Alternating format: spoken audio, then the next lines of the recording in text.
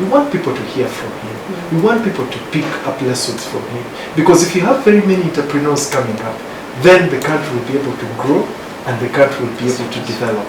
And we can only do that when we hear from those who have walked that path. Buli muntu yenna abo bonna emirimu gye mulaba egisinga abantu babadde n'essuubi ne bassaamu amaanyi ne basobola okubeera nga bagitambuza ne bagituusa we giri. Naye ebintu byonna bye tukola tulina okubeera nga tukola ng'omutindo mulungi, kubanga omutindo bwe gusereba abakasitoma bajja kubula. Olwo bayinza obutabula lwaleero n'emyaka 2-3 bajja kgenda banoonye awali omutindo omutuufu.